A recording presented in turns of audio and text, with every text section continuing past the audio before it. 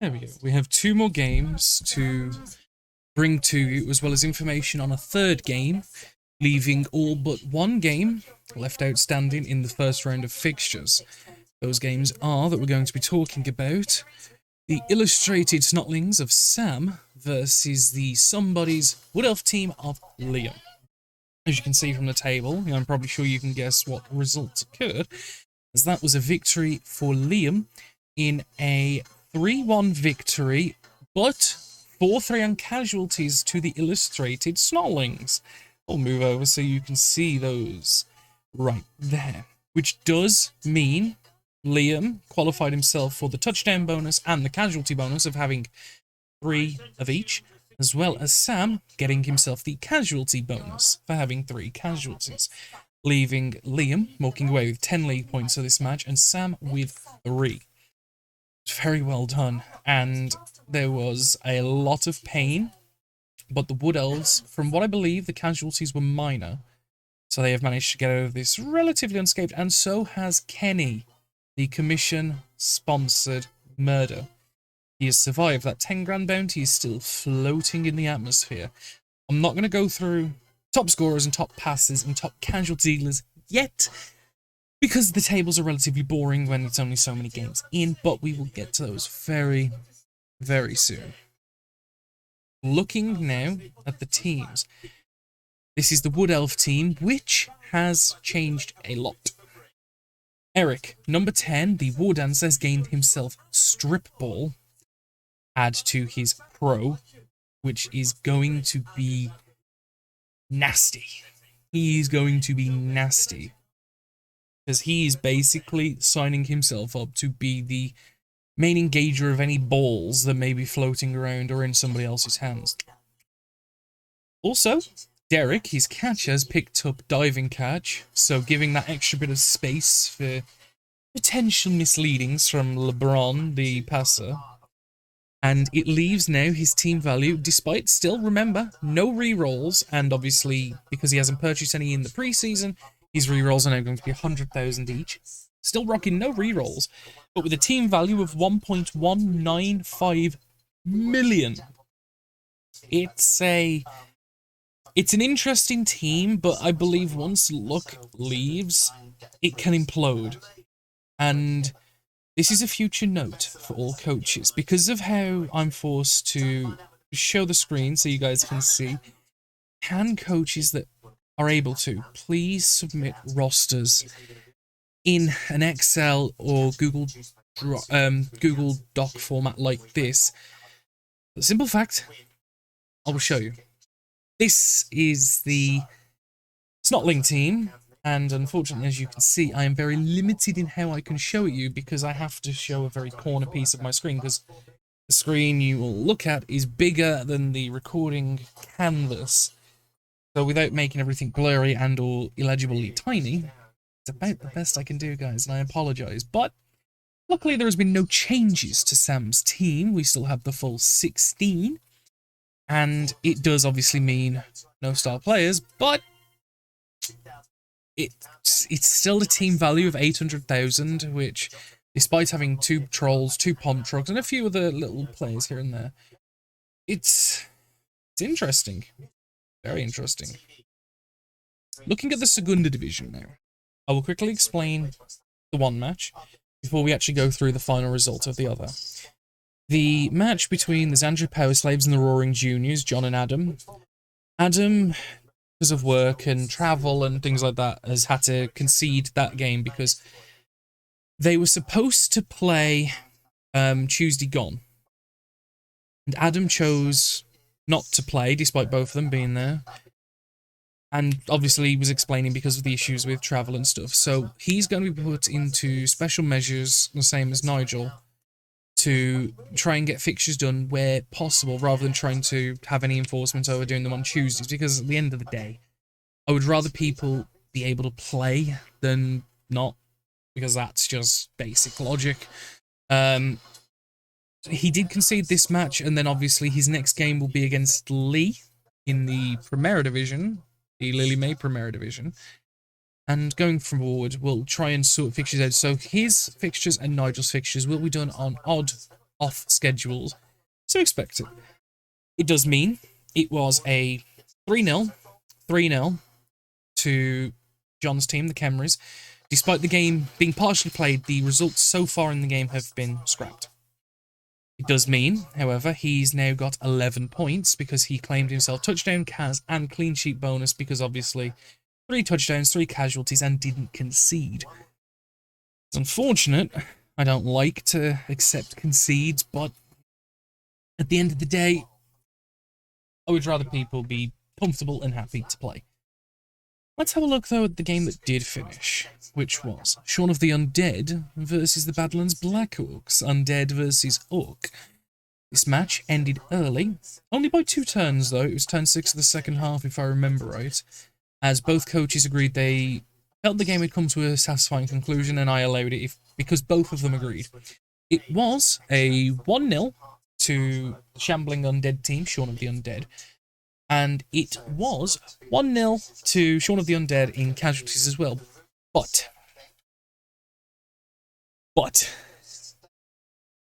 it may not count as a cas. It may not have been done by a player. But there's been an inquiry. Legally, we have to do an inquiry. I know, boring. As one of the fans brought a weapon to kill undead to the ground.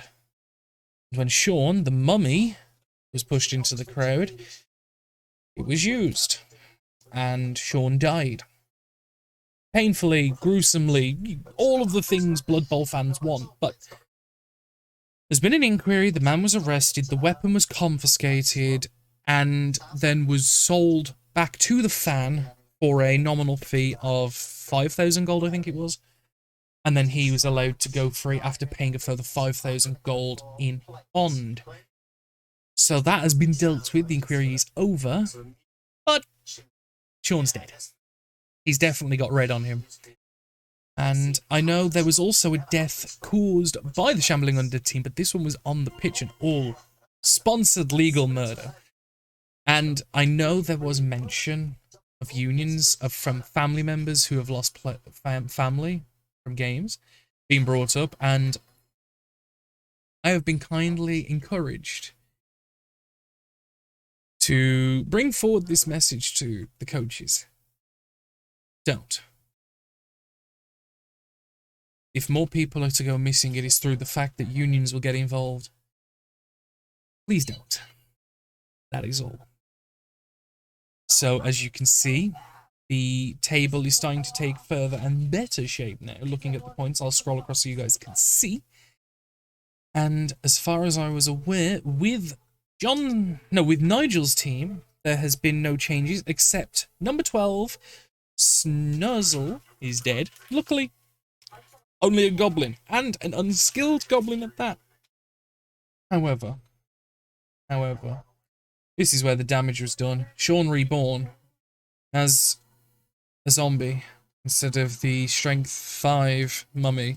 And obviously, again, apologies for the poor view of these rosters. I only have real ability to maneuver when it is done in a certain format. But, well, there's nothing I can do, but I can read out. So, the CTV of the Orc team is now 1.2 million, as you have to take away that £45,000 Nigel for your goblin that's dead, and Shaun, unfortunately, your team is now down to 1.065 million, which is good, and the fact that you're avoiding stunned teams as they're all in the Primera Division, it means you might get some good inducements in return. So, to summarise, despite 3 teams yet to play, because obviously Tom's team of the Pixie Prixies in the Secunda Division hasn't had a game yet, and obviously the game between Carl and Rob is scheduled for the 21st, which obviously is the day of cup fixtures. As you can see, top of the league is Liam on 10 points with the Somebodies. I am second, 6 points, the Nordic Nippers. Sam, despite losing, is clear and third with 3 points thanks to that Kaz bonus, leaving the Averheim Mashers 4th on 1 point. It is a guarantee that one of the 2 teams of the Mushroom Pickers and the Sneaky Sniggering Kniggets are going to join them. In the event of a draw, they will both go ahead of the Averheim Mashers, or one of them will be left next to. In the bottom division, we have John, top, thanks to that concede, with 11 points, scooping up all 3 commendations. We have the Wild Boys in second on 8 points, scooping up the Kaz bonus, leaving Shaun of the Undead despite winning in third solitary with 6 points. Both the Antiheroes and the Badlands Black Orcs on 1 point for losing their fixtures. We have Tom on 0 points, who is yet to play due to the odd number of people. There is one team every fixture week that will not have a game. And then finally, because of the concede, playing 1 game, 0 points, and negative touchdown difference, is the Roaring Juniors, who obviously are now into special circumstances along with the Badlands Black Orcs. We'll fix it. We'll get it sorted. Looking forward, now going to the fixture list. Going into the Cup, as that is what is next to be played. As you guys can clearly see, we have the Somebodies versus the Anti-Heroes. We have the Averheim Mashers versus the Roaring Juniors, which obviously I will try and speak to both coaches because of the situations with Adam. It's fine. We have the Xandri Power Slaves versus the Pixie Prixies. We also have another special circumstance fixture, which I will try and sort out, which is the Badlands Blackhawks versus the Illustrated Snotlings. And last, which you can't see because I can't scroll that fucking far, is the Wild Boys versus Shaun of the Undead. Meaning, these will be the fixtures going forward. So the winner between the Averheim Mashers and the Roaring Juniors will come to face myself, the Nordic Nippers, and the match between the Sneaky Sniggering Kniggets and the Mushroom Pickers is a Cup Round 2 match. As you can see there, the other fixtures will be played, so the winner of Game 5 and 3 will take on each other, and the winner of Game 1 and 4 will take on each other. Going to this is the Primera Division, as I'm just going to highlight the second round of fixtures for people to see, just as a reminder that these will be played after the round 1 of the League Cup. So, the Nordic Nippers will be taking on the Mushroom Pickers. We have the Somebodies taking on the Sneaky Sniggering Kniggets, and the Illustrated Snotlings taking on the Averheim Mashers. In the Segunda Division, we have the Pixie Prixies taking on the Anti-Heroes. We have Shaun of the Undead taking on the Roaring Juniors, and we have the Wild Boys taking on the Badlands Black Orcs. Leaving John, your team, the Xandri Power Slaves, with the week off in this round of fixtures. Congratulations. Thumbs up. Thank you everybody for watching. I do hope you enjoy these, and I will see you after first round of Cup fixtures and picking up the rest of the first round fixtures. There are.